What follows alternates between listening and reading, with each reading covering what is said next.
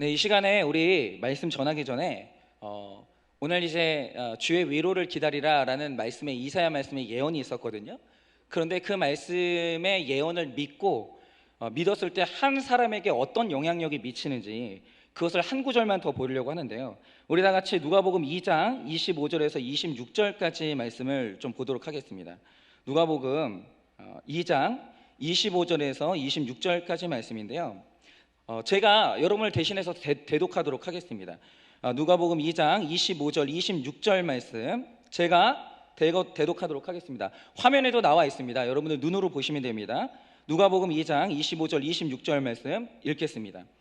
예루살렘에 시몬이라는 사람이 있으니 이 사람은 의롭고 경건하여 이스라엘의 위로를 기다리는 자라. 성령이 그 위에 계시더라. 그가 주의 그리스도를 보기 전에는 죽지 아니하리라 하는 성령의 지시를 받았더니. 아멘. 네, 여러분 지금 이 말씀, 아까 우리가 본문에 읽었던 이사야 말씀과 이 이사야 말씀이 한 사람, 시몬이라는 사람의 인생에 영향력을 미쳤을 때, 이 사람이 이 말씀을 믿었을 때 어떤 일이 일어나는가, 이것을 지금 보여주고 있는데요. 여러분 오늘 말씀에 아까 방금 읽으신 누가복음에 나오는 시몬이라는 사람은 어느 날 성령이 그에게 임합니다.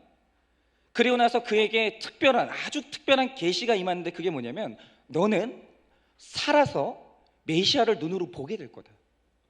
너는 메시아를 만난다 라는 약속을 받았습니다. 그래서 그 계시를 받은 이후부터 그는 일생 오실 메시아를 기다렸어요. 그는 이사야 말씀이 내 눈에 성취될 것을 믿었고 그래서 기다렸습니다. 그런데 그 날이 실제로 왔어요. 여러분 새벽에 오기 직전이 가장 어둡다고 하듯이 메시아가 도래했던 임박했던 당시에는 영적으로 정말 어두운 상태였습니다. 왜 어두웠던 상태였냐? 250년 이상 선지자가 나타나지 않았어요. 또 그 시간 동안에 하나님의 말씀이 완전히 끊어졌습니다. 말라기 이후를 끝으로 하나님 말씀이 더 이상 들려지지 않았어요. 너무너무 어두운 시대였습니다. 이렇게 세상에 영적으로 어두운 잠을 자는 때 그는 하나님이 주신 소원 하나를 받아가지고 오게 됐어요. 그게 뭐냐면 누가복음 2장 26절에 보면 그런 기록이 있죠. 그가 주의 그리스도를 보기 전에는 죽지 아니하리라는 성령의 지시를 받았다는 거예요. 나는 메시아를 눈으로 보게 된다는 소망을 받은 거예요. 여러분 성령의 감동으로 그는 일평생 살아가는 동안에 반드시 주님이 오실 거라는 그 확신을 가지게 된 거죠. 그리고 그것이 그의 진짜 소원이 되었고 그의 일생을 결정짓는 가장 중요한 요인이 되었어요. 인생의 목적이 된 거죠. 그런데 이 시몬이 언제 그런 소원을 받았는지 성경은 기록하지 않고 있어요. 흔히들 우리가 알기로 이 시몬이 나이가 굉장히 많을 거라고 생각을 하시는데 본문에서는 그가 나이 많은 사람이라고 특정하지 않습니다. 그가 정확하게 이 계시를 언제 받았는지 알 수 없지만 어쨌든 그 메시지를 들은 그 날부터 완전히 인생의 목적이 완전히 바뀌었어요. 완전히. 여러분 우리 중에 시몬이 있습니다. 지금 그리스도께서 나를 위해 오셨고 내가 그리스도를 인격적으로 만나게 될 거라는 계시가 믿어지는 사람이 있어요. 지금 여기에도 시몬이 있어요. 그래서 자기 인생이 완전히 바뀐 사람이 있습니다. 그래서 메시아 만날 날만 기다리고 살아요. 여러분 여기에서도 알 수 있듯이 하나님께로부터 오는 소원이라는 것은 특징이 하나 있어요. 잊을 수도 없고 부정도 할 수 없어요. 그게 하나님으로부터 오는 소원의 두 가지 특징이에요. 여러분 그의 소원이 하나님으로부터 받은 것이다? 잊지 못해요. 절대로 부정하지 못합니다. 아무리 지우려고 해도 하나님이 주신 소원은 밤낮으로 살아가면서 그 사람의 인생을 그쪽으로 몰아가요. 여러분 이거는 비전을 안 받아본 사람은 몰라요. 그거는 모르는 거예요. 제가 나중에 한번 간증할 기회가 있을지는 모르겠지만 제가 설교라는 목회의 여러 가지 장르가 있거든요. 근데 제가 설교라는 영역에 올인하게 된 사실 이유가 있어요. 저만의 독특한 체험이 하나 있었습니다. 그거를 언젠가는 이제 여러분들과 이제 간증할 기회가 있을지 모르겠지만 여러분 그날 하나님께서 저에게 그 소원을 주셨고 단 한 번도 그걸 잊을 수가 없었어요. 그 목적에 저를 그냥 인생을 몰아갔어요. 여러분 하나님이 세우신 계획을 사람이 꺾을 수는 없어요. 그건 불가능해요. 여러분 구원의 역사를 보면 하나님이 세우신 사람, 하나님이 주신 계획은 사람이 결코 어찌하지 못했어요. 여러분 독일 사람들이 이집트 사람들한테 이런 말을 했다고 해요. 우리가 유대인들을 없애보려고 온갖 노력을 다했다는, 국가 차원에서. 그런데 실패했다는 거예요. 그 얘기를 이집트 사람들한테 했어요. 그랬더니 이집트 사람들이 했던 말이 뭐냐면 이렇게 말했어요. 여보시오, 우리가 이미 4,000년 전에 다 해봤다고. 안 된다고. 우리도 해본 거라고. 그건 안 되는 거라고. 여러분, 하나님이 돌보시는 민족을 사람이 어떻게 못해요? 그건 불가능해요. 하나님이 세우시면 사람이 그것을 무너뜨릴 수 없고, 하나님이 주신 것을 사람이 빼앗을 수 없어요. 그건 불가능해요. 부모가 막아도, 아내가 막아도, 처자식이 막아도 못 막아요. 그거는. 여러분, 하나님이 돌보시는 민족을 사람이 어떻게 할 수 있겠습니까? 그건 못하는 겁니다. 여러분, 시므온이 하나님께서 주시는 소원을 받았다는 사실을 본문은 3가지로 강조해요. 첫째, 성령이 그 위에 계시더라. 그리고 성령의 지시를 받았더라. 그리고 마지막으로 성령의 감동으로. 여러분, 이 3가지 표현은 시므온의 마음 가운데 온 소원이 하나님께로부터 왔다는 사실을 3번이나 강조하는 거예요. 하나님 거다, 하나님 거다, 하나님 거다. 그의 야망이 아니라는 거예요. 여러분, 인간의 추악한 욕망에서 비롯된 소원이 있는가 하면 이와 같이 하나님으로부터 주어지는 소원도 있다라는 거예요. 여러분, 사람이 어떤 소원을 받느냐에 따라서 그 사람 인생이 달라져요. 출발이야 제각각 다르죠. 여러분, 우리 다 태어난 가정 다릅니다. 가정의 배경도 달라요. 스토리가 완전히 다르죠. 출신도 신분도 다 달라요. 그런데 그 사람이 어떤 생활을 사느냐 하는 것은 소원이에요. 배경이 아니에요. 소원이 그 사람의 인생을 결정짓습니다. 결국 말하자면 한 사람의 인생 속에 있는 것은, 한 사람의 인생은 그 속에 있는 것을 따라 흘러가는 거예요. 여러분, 추악한 소원을 가진 사람은 이렇게 구르든 저렇게 구르든 추악해져요. 방법 없습니다. 여러분, 제가 이런 영화도 봅니다. 예전에 방자전이라는 영화가 있는데 그 영화에 어떤 대사가 있는 줄 아십니까? 여러분, 조선시대의 과거를 볼 때 여러분, 그 과거에 목숨을 걸었을 거 아니에요. 양반들은 죽을 때까지 과거만 파다 죽은 사람이 있거든요. 그래서 그 꿈 때문에 과거 시험을 보려고 하는데, 그런데 한 선비가 나와요. 그게 누구냐면 변학도예요. 근데 그 선비가 그 힘든 과거 시험에 합격해서 이루려고 하는 꿈이 있어요. 그 대사에 보면 그 꿈이 뭔지 아십니까? 이런 대사가 있습니다. 제가 출세를 하려고 하는 이유는 오직 딱 하나입니다. 여자들하고 재미 보는 거. 그 외에 저는 아무것도 관심 없고, 그것 때문에 자기는 과거 시험에 합격해야 된다는 거예요. 여러분, 이 말을 한 사람이 변학도인데 이 사람이 과거 시험에 합격해요. 그리고 어떻게 되죠? 춘향이를 죽도록 패는 거예요. 수청 들라고. 여러분, 바로 이겁니다. 여러분, 그 소원이 이러면 결국 그 인생이 방탕함으로 흘러가는 건 못 막아요. 아무도. 여러분, 내가 어떤 생활을 살 것인지는 살아보지 않아도 알아요. 그 사람 소원이 뭔지를 보면 어떤 인생을 살지 알아요. 여러분, 오늘 시므온이 받은 소원이 뭐였냐라고 하면 죽기 전에 그리스도를 보겠다는 계시와 관련된 거였어요.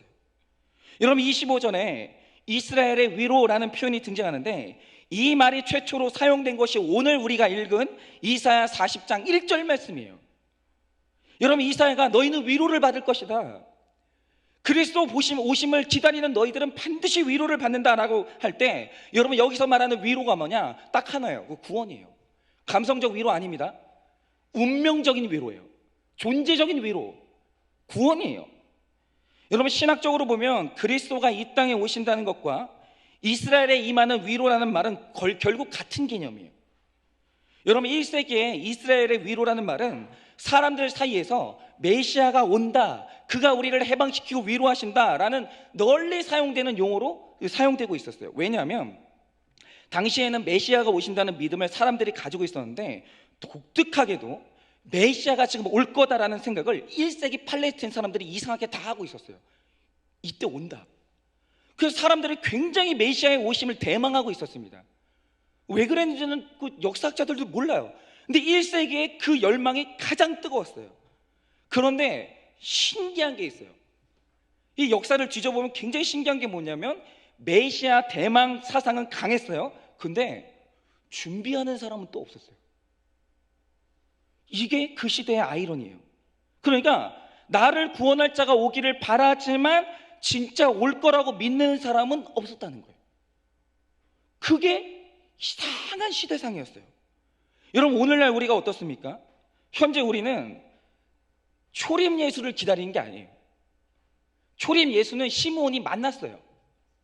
우리는 지금 재림 예수를 기다려요. 그런데 이 땅의 모든 그리스도인들은 사실 주님의 오심을 기다리는 사람들, 주님 앞에 설 것을 준비하는 사람들이에요. 지금 여러분과 저는. 여러분, 초림 예수님은 구원주지만 재림 예수는 심판주예요. 그 이후에는 기회는 없어요. 우리가 지금 그 마지막 날을 기대하고 있다는 거죠. 그런데 문제는 우리가 진짜 그걸 바라고 있고 오실 날을 준비하고 살아가는 사람이 몇 명 되냐라는 거예요. 여러분, 우리가 주님 재림을 말하고 찬송도 하고 기도도 해요. 여러분, 지금 오늘 우리가 찬송할 때 찬송 안 한 사람 없습니다. 다 했습니다. 여러분, 말씀 들을 때 여러분 이런 말씀이 선포되면 아멘 안 하는 사람 없습니다. 다 아멘 합니다. 그런데 진짜 그게 올 거라고 믿고 오늘 기대하는 사람이 몇 명이냐 이거죠. 여러분, 오늘 우리가 이 본문을 다루면서 생각해야 될 심각한 점이 바로 이거예요. 오늘 시므온이라는 한 사람을 소개하면서 여러분, 누가복음은 이렇게 진술하고 있어요.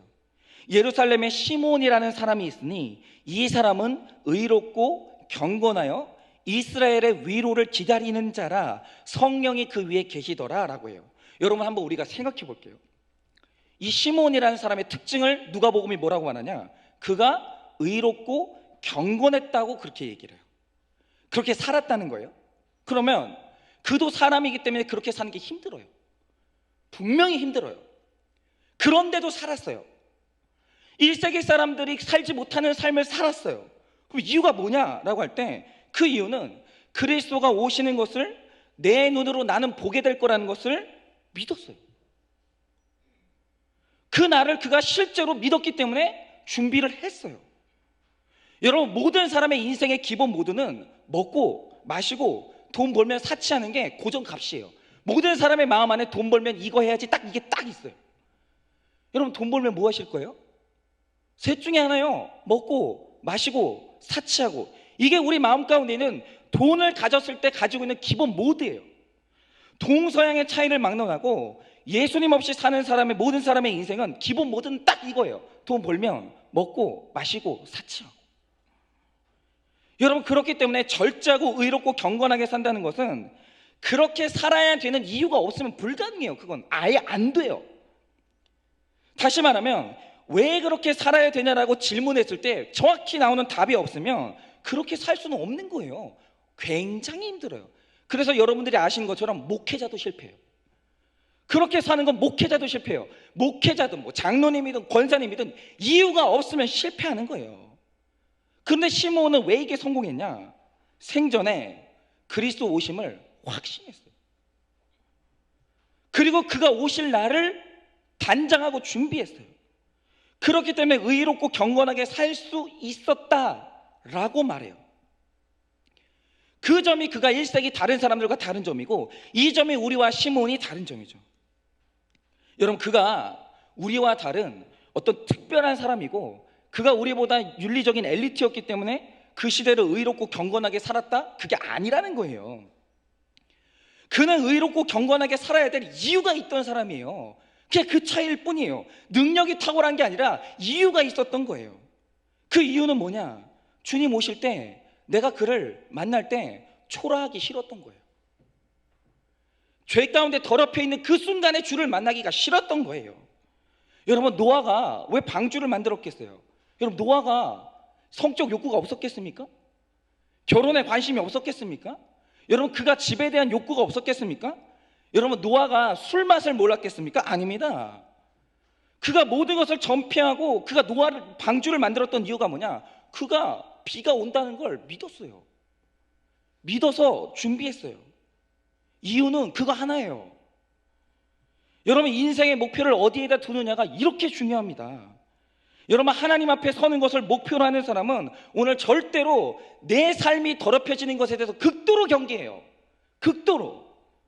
그렇게는 살 수 없어요. 왜냐하면 모든 것을 아시고 숨겨진 것을 드러내시는 하나님 앞에 서게 된다는 믿음이 내가 죄 짓는 것을 두려워하게 만드는 거예요. 여러분, 죄악과 적당히 타협을 못하게 만드는 거죠. 여러분, 과거에 그 새천년을 맞이하던 때 그 뉴스위크에서 한참 그런 적이 있었잖아요. 막 그 밀레니엄이 이렇게 딱 옮겨가고 막 그 2012 영화 아십니까? 곧 뭐 마야 문명이 이제 예언한 뭐 종말의 때가 온다, 뭐 이런 막 좀 아주 분위기가 뒤숭숭했던 때가 있었어요. 근데 그때 어쨌든 종말이 있다고 믿는 사람이 몇 퍼센트나 되는지 설문조사를 했거든요, 미국 사회에서. 근데 그때 40% 이상이 종말이 온다는 걸 믿었어요. 그리고 그들이 가지고 있는 믿음은 이런 것이다 라고 소개를 하면서, 그 사람들이 그 종말이 올 때 어떤 일이 일어날 거라고 믿냐라고 했을 때, 그들이 하나님이 심판을 할 것이고 반면에 의인은 복음의 약속대로 위로를 받을 것이라고 그렇게 믿고 있는 사람들이 40%가 됐어요. 그러니까 종말에 대한 고조의식이 이게 고조되니까 이게 두려워지면서 그 종말에 대한 믿음이, 심판에 대한 믿음이 40%로 치솟는데 그때 범죄율이 뚝 떨어지는 거예요. 종말에 대한 믿음이 생기니까 갑자기 그때 그 범죄율이 뚝 떨어지는 거예요. 여러분, 우리나라 사람들도 크게 다르지 않다고 봅니다. 뭐 하나님 믿지 않는 사람들도 도덕적인 충격을 받거나 엄청난 재난을 당하면 종종 그런 말 해요. 야, 이 세상이 망하려나 보다. 야, 이거 말세다 말세. 진짜 그런 말을 해요. 여러분, 대부분의 사람들이 뭐 성경을 알든 모르든 정도의 차이는 있지만 종말에 관한 생각이 있어요. 그냥 종말을 직면하는 사람이 있고 회피하는 차이가 있을 뿐이에요. 여러분, 내가 죽는다는 사실 모르는 사람 누가 있어요? 우주적 종말과 개인의 종말, 어쨌든 종말은 오는데 그걸 모르는 사람이 누가 있어요? 그런데 직면하는 사람과 회피하는 사람 둘 중에 하나가 있을 뿐, 종말이 있다는 건 누구나 다 알아요. 회피하는 자는 준비 안 해요. 직면하는 자가 준비하지. 여러분, 이 점이 중요합니다. 사람들이 뭐 종말을 많이 이야기하고 말세를 언급하는데 정말로 종말의 주인 되시는 그리스도가 올 것을 믿냐 이거예요. 언젠가는 만나야 된다는 사실을 믿냐 이거죠. 여러분, 성경이 말하는 종말은 시간에 관한 개념이 아니에요. 여러분, 성경이 종말에 관해 말할 때 언제나 종말의 중심은 예수 그리스도예요. 여러분, 공관복음을 읽어보시면 종말의 때라는 말을 사도들이 굉장히 많이 말해요. 종말을. 그리고는 이미 우리가 종말의 시대를 살고 있다라고 얘기하는데, 여러분, 2000년 전에 이미 종말은 시작됐다라고 얘기를 하고 있어요. 여러분, 이 말 뜻이 뭐냐면 예수 그리스도가 종말의 중심이다, 이 말 뜻이 뭐냐면 예수 그리스도가 왜 왔겠어요? 예수 그리스도께서 이 땅에 오시는 순간 종말의 카운트다운을 누른 거예요. 그러므로 다시 오시는 예수님은 세상을 끝내는 심판주예요. 여러분, 그래서 성탄절을 기념하는 우리는 이미 종말의 한 북반에 서 있는 거예요. 지금 종말의 시작도 주님이시고 종말의 마지막도 주님이기 때문에 지금 우리가 종말의 어느 시점에 와 있는지 몰라요. 그런데 시작은 이미 됐어요. 2000년이 지났어요. 그러면 이 종말의 끝이 어디냐에 따라서 우리가 지금 중간에 있는지 막판에 와 있는지 아무도 모르는 거예요. 그러나 중요한 건 뭐냐? 이미 지금 우리는 말세를 살고 있다는 거예요. 그런데 지금 우리가 종말을 완성할 주님의 오심을 기다리면서 정말 우리가 준비를 하고 있냐라는 거예요. 여러분, 이건 굉장히 중요합니다. 여러분, 마태복음 15장 1절부터 보면 우리가 잘 아는 대로 신랑을 기다리는 열처녀의 비유가 나와요. 그런데 이 비유를 넓게 해석하면 이렇게 해석할 수 있어요. 열처녀는 예수님의 재림을 고대하는 신약시대의 모든 사람의 상징이에요. 그럼 여기도 지금 다 열처녀인 거예요. 지금 그러니까 교회 문턱을 밟은 사람들은 다 열처녀예요. 그런데 이 열처녀를 소개하면서 어느 순간부터 등잔에 기름을 준비한 5명, 등잔에 기름이 떨어진 5처녀, 이렇게 5을 구분해요. 그리고 등잔에 기름이 떨어진 이 5처녀를 성경이 뭐라고 하냐면 어리석은 처녀라고 그래요. 이 어리석은 처녀는 등을 가졌어요. 이 등은 뭐냐면 성경을 의미해요. 등을 가졌어요. 없지 않아요. 등이 있어요. 있는데 기름을 준비하지 않았어요. 이상하죠? 그럼 등을 뭐하러 가지고 있는 거예요? 근데 성경이 이상한 게 뭐냐면 등은 가졌어요. 근데 기름은 안 채우는 거예요. 근데 반면에 슬기로운 처녀는 등도 준비하고 기름도 준비하는 거예요. 여러분, 이 두 그룹 모두가 신랑이 언제 오는지 날짜와 시간을 몰라요. 신랑이 온다고는 했지만 분명히 언제 오는지 시간을 모르는 거예요. 그러니까 신랑 올 때를 기다리면서 같이 졸기도 하죠. 왜 안 졸겠어요? 같이 지치고 똑같이 그렇게 힘들죠. 여러분, 우리가 지금 예수님 오심을 기다리고 있는데 교회 생활하는 거 다 똑같잖아요. 안 힘든 사람 누가 있어요? 아니, 시험 안 드는 사람 누가 있어요? 우리 예수님 오실 때까지 시험도 들고 뭐 그냥 불평도 하고 힘도 들고 그렇죠. 그러면 무엇이 5명을 나눴나? 간단히 말하면 기름을 준비하지 않은 5명은 사실은 안 믿었어요. 신랑이 올 거라는 걸. 사실은 안 믿었어요. 여러분, 어리석은 처녀들이 가졌던 이 기름 떨어진 등이 있죠. 그게 뭐냐면 성경은 가지고 있는데 안 믿는 사람들이에요. 그런 사람 많습니다. 많아요. 진짜 많아요. 이제 그게 이제 그 비율을 줄이는 게 저의 숙제인 거죠. 목회자의 숙제. 내 자신의 인생의 숙제이기도 하고, 목회자로서 숙제는 뭐냐? 성경은 다 들고 있는데 안 믿는다는 거예요. 준비를 전혀 안 해요. 그런데 열처녀의 비유에서 지금 우리 예수님이 우리에게 전달하려고 하는 핵심 교훈이 바로 이거예요. 아무리 늦어져도 신랑은 온다라는 거예요. 네가 등이 준비되어 있든 준비되어 있지 않든 반드시 너는 만나야 된다는 거예요. 그런데 이게 믿어졌잖아요. 신랑이 온다는 게 믿어지면 기름 준비예요. 따라서 기름이 없는 등, 그것은 신앙의 위선이고 모순인 거예요. 여러분, 믿음이 없는 한 우리의 몸도 마음도 안 움직여요. 여러분, 준비된 기름은 믿음이 있다는 소리예요. 여러분, 우리가 어떻게 행동하느냐 하는 것은 그 저변을 살펴보면 사실은 그 원인에 뭐가 있냐? 그 믿음이 있어요. 여러분, 믿음 없잖아요? 절대로 행동 안 나타나요. 그래서 이렇게 생각하시면 돼요. 그냥 행동이 없잖아요. 믿음이 없다라고 보면 돼요. 여러분, 제가 미국 문화를 보면서 진짜 궁금했던 것 중에 하나가 뭐냐면, 어릴 때부터 이상하게 미국은요, 공동묘지가 사람들 사는 한 복판에 있어요. 그거 아십니까? 우리는 뭐 납골당이나 그런 거 우리 동네에 들어온다고 하면 난리 나잖아요. 그런데 언제나 미국에서는 묘지가 동네 한 복판에 있어요. 또 어떤 묘지는 교회 뒷마당에 자리하고 있고, 심지어 유서 깊은 오래된 교회는 여러분이 앉아있는 예배당 바닥이 전부 다 관뚜껑으로 되어 있는 데도 있어요. 그러니까 내가 밑에다가 시체 깔고 예배 드리는 교회도 많아요. 그러니까 이제 오래된 교회를 보면 어떻게 관을 배치했느냐, 그 교회를 설립할 때 공헌했던 일대 목사님 강단이 여기 있어요. 여기 바로 여기. 그러니까 이제 강단에 올라오는 사람은 일대 목사님을 밟고 가야 되는 거예요. 그 다음 뒤편에 2대 목사님 관이 있고, 그 밑에 뒤에 이제 3대 목사님 관, 이렇게 예배당 중앙 한 복판에 관뚜껑으로 연결되어 있는 그 교회가 굉장히 많아요. 근데 이 얘기를 처음 들었을 때 이해가 안 가는 거예요. 정서상으로 안 받아들여지는 거죠. 아니, 어떻게 죽은 사람의 묘를 밟고 예배를 아무렇지도 않게 볼 수 있나? 우리는 그 말 딱 듣는 순간 재수 없잖아요. 누가 그런 교회에 등록을 하겠어요? 사실 당신이 밟고 있는 마룻바닥 밑에는 시체가 있습니다. 누가 그 교회를 다니겠어요? 한국 정서는 이해할 수가 없죠. 그럼에도 불구하고 왜 사람이 사는 데다가 한복판에 묘지를 만들었을까? 이유가 뭐냐면 그 사람들이 부활을 믿어요. 진짜. 그러나 이 믿음이 굉장히 실제적인 거예요. 여러분, 그 사람들이 왜 교회에다가, 그리고 삶의 한 복판에다가 이 묘지를 만드냐면, 우리가 부활을 할 건데 그 부활을 가능하게 한 내 신앙의 그 자리에서 내가 부활하고 싶다는 소망들이 있는 거예요. 그래서 그 부활의 날을 기다리면서 묘지를 자기 동네 교회에다가 그렇게 만들어 놓은 거죠. 여러분, 제가 말씀드린 게 뭐냐면, 여러분, 믿음에 따라서 그 사람의 행동도, 그 사람의 가치관도 같이 가요. 여러분, 시몬의 일생은 바로 이 그리스도의 도래를 확신하며 기다리고 살았던 바로 그 삶이었다는 거예요. 여러분, 그가 왜 거룩한 등을 준비했겠어요?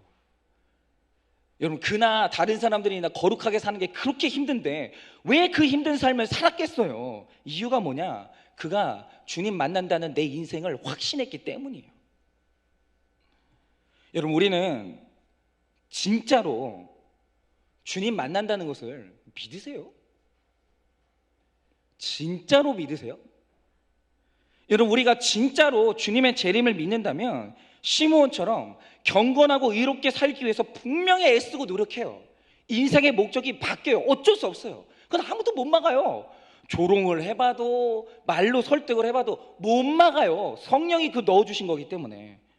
여러분, 믿음과 순종, 이론과 실천을 서로 성경은 다른 것으로 구분하지 않아요. 진정으로 믿는다면 불가피하게 그것에 부합하는 행동이 나와요. 여러분, 이런 면에서 믿음은 절대로 추상적인 게 아니에요. 여러분, 믿음은 안 보이는 게 아니에요. 아니, 믿음을 보여줄 수도 없고 그렇지 않아요. 믿음은 보이지 않는 것들의 실상이에요. 만약에 그 사람 믿음이 안 보인다, 믿음 없는 거예요. 믿음은 보이는 거예요. 여러분, 순종이 있다는 말은 그 이전에 믿음이 있다는 말이고, 믿음이 있으면 필연적으로 순종이 따를 수밖에 없어요. 그건 공식이에요. 연결된 거예요. 여러분 다 그거 경험해 보셨을 텐데, 학교 다닐 때 중간고사 보셨지요? 그러면 중간고사 치는 날이 우리는 언제인지 다 알거든요. 학사 일정이 나오기 때문에. 그러면 예를 들면 이런 거죠. 중간고사가 한 달 정도 남았어요. 그 선생님이 한 달 앞두고, 야, 한 달 뒤에 중간고사 친다 알렸어요. 그러면 사람들 마음이 어떠냐? 그 한 달 뒤에 시험이 있다는 걸 아는데 긴장이 안 돼요. 너무 머니까 실감이 안 나는 거예요. 그래서 집중이 안 돼요. 저만 그랬습니까? 아니, 요즘 세상에 한 달 전부터 시험 준비하는 이상한 애들도 있습니까? 어쨌든 간에 실감이 안 나는 거예요. 집중력이 안 생기는 거죠. 그러다가 어느 날 정신 차려보면 3일 남아있어요. 3일. 시험이 3, 4일 이제 앞으로 다가오면 그거 아세요? 갑자기 집중력이 쭉 올라가요. 쭉.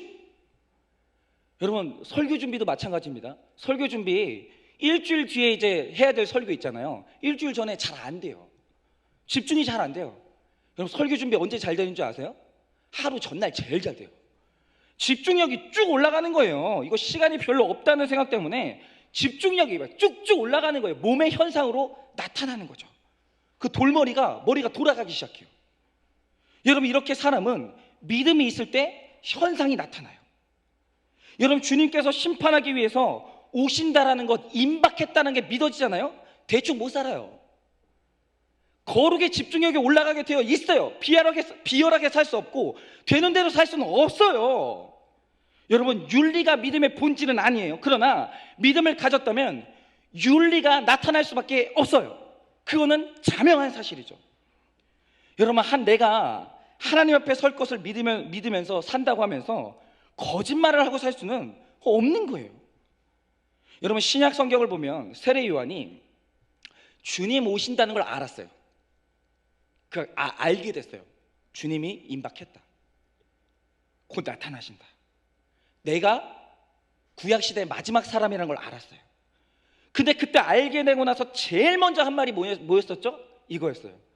회개하라. 천국이 곧 온다. 여러분, 회개하라는 말은 주님이 오신다는 사실이 우리에게 알려졌을 때 자연스럽게 일어나는 현상이 뭐냐? 회개가 나오게 되어 있어요. 그런데 회개가 집중이 안 되고 회개가 안 나오는 이유가 뭐냐? 이게 너무 먼 거예요. 종말이 나랑 너무 멀어요. 여러분, 그런데 이게 임박했다는 사실을 아는 사람들은 주님이 오신다고 그러면 살던 대로 그대로 만날 수는 없는 거예요. 뭔가 정돈을 하겠죠. 여러분, 회개는 그런 차원에서 이해를 하셔야 돼요. 여기는 많은 분들이 있지만 진짜 울면서 회개가 된다, 그거는 임박했다는 사실이 믿어져야 가능한 거예요. 회개도 안 되고 삶의 정리도 안 되고 거룩도 잘 안 되고, 이유가 뭐냐? 주의 종말이 실감이 너무 먼 거예요. 여러분, 시므온이 의롭다 경건하다는 말은 그 인격에 대한 칭찬이 결코 아님을 알아야 돼요. 여러분, 그가 의롭다 경건하다 이 말의 뜻이 뭐냐? 그건 믿었다, 딱 그 말 얘기하는 거예요. 그는 믿어졌다. 여러분, 미래에 대한 사람의 자세는 두 가지가 있어요. 다소 막연한 기대가 있고 확실한 믿음이 있어요. 여러분, 우리는 어느 쪽이십니까? 그런데 이제 저 자신에 대한 과제예요. 이거는 스스로에 대한 과제고 이 목회의 과제이기도 하지만 진짜 재림을 믿는 사람은 몇 명 안 돼요. 여러분, 우리가 오늘 성탄절을 맞이했는데, 여러분, 성탄절은 단순히 2000년 전에 이 땅에 오셨던 예수님을 기념하는 날이 절대 아닙니다. 여러분, 성탄절의 핵심 메시지가 뭐냐라고 하면 2000년 전에 오신 주님을 기다렸다가 주님 오심을 실제로 체험하고 믿음으로 그분을 영접했던 사람들의 이야기를 들으면서 역시 다시 오실 주님을 그와 같은 자세로 기다리라고 오늘 성경이 우리에게 촉구하고 있는 거예요. 시므온은 약속을 믿었고 만났다는 거예요. 그럼 제2의 시므온은 누구냐라는 거예요. 여러분, 제 나이 또래 분들은 교회를, 주일학교를 다녔던 분들은 이 이야기를 지겹게 들었어요. 지겹게. 어떤 이야기인 줄 아세요? 그런데 제가 주일학교 때 들은 예화거든요. 근데 저희 아버지가, 이거는 그 시대의 목회자들은 다 설교 시간에 한번 썼던 예화인데, 제가 자주 말씀드리지만 저희 아버지 설교가 진짜 재미없거든요. 그런데 이상하게 아버지 설교에서 유일하게 잊혀지지 않는 얘기가 이거예요. 그게 뭐냐, 이게 실제로 있었던 일인데, 미국에서 오랫동안 가뭄 때문에 들에 심어놓은 농작물들이 다 말라가는 굉장히 심각한 가뭄이 왔어요. 그래서 어느 날 교회에서 하나님께 이 비를 주시기를 기도하면서 특별 기도회를 이제 정하고 날짜를 정했어요. 그리고 교인들이 교회 마당에 모여서 전부 다 이제 기도를 하려고 모였는데, 여러분, 이날 모임을 하면서 자신의 신앙을 상징하는 물건들을 하나씩 가지고 모이기로 했어요. 이게 이 이야기의 진짜 스토리예요. 하나님 앞에 내 믿음을 상징하는 물건을 하나씩 가지고 온 거죠.